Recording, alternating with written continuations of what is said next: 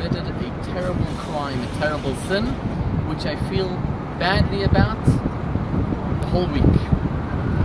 See, on Shabbat, we run a kids program in our synagogue. It's a beautiful program with raffle, with prizes. The kids come to synagogue, they enjoy it, they love it.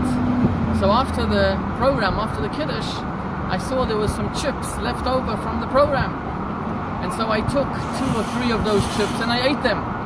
And I said to myself, it tastes so good, let me share it with people who are still here. So I put it on the table where there were some girls over there. And a second later, one of the women screams to me, she says, Rabbi, you know these chips you just gave us are not kosher. I said, what? There's no kosher certification. So I look at it, and she's right. And then I realized why it tasted so good. No, I'm kidding, that was a joke. Anyways, turns out that we ordered a lot of nash, sweets and candies and chips, and one of the bags was simply not kosher. So not only did I eat 2 or 3 of them, but I caused some of the kids to eat non-kosher chips, and I felt terribly about it the whole week. When I confided in a friend of mine, this week lives on Upper West Side, and I said to him how terribly I feel about eating non-kosher, he said to me, Rabbi, is that the worst sin you've ever done in your life? And then he asked me a question that I'm sure many people have, and that is, does God really care if you ate those 2 or 3 non-kosher chips? I mean, God has so much to worry about, from the President of the United States, kings of the whole world, from Hurricane Harvey, Hurricane Irma. There's so many things in God's agenda, 7 billion human beings on earth, that there's divine providence on every single one, and does God really care about your 2 or 3 chips?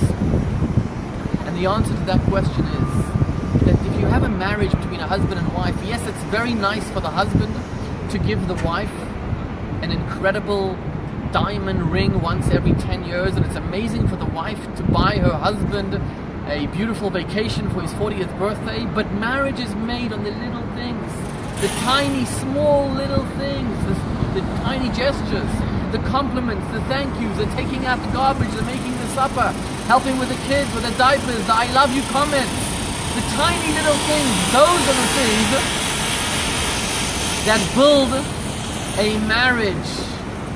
Those are the things that are important as well to God. We are married to God. Of course, God has to run the whole world and He has so many things on His plate, but it's the small things that matter so much to God. We're standing now before Rosh Hashanah, and in Shul we are going to read this Shabbat, Atem nitzavim hayom. We are all standing today. The Torah says, from the scholars to the woodchoppers, from the rich to the poor, to the literate to the illiterate, to the sinners, to the scholars, every single Jew has to stand in front of God on Rosh Hashanah. Judaism cannot be complete. God cannot be complete until every single Jew, scholar and sinner together, are together on Rosh Hashanah. Why am I sharing this confession on a live Facebook video? Because I have to repent. So first of all, I'm going to commit to being very careful with the small things. But if there's one Jew who's listening to this Facebook live video who commits to increase in those small things, to be more careful in those small things, that will help me repent. May we all have a Shana Tova U'Mituka, a good, happy, healthy, sweet New Year, and God should bless us with everything we need. L'chaim.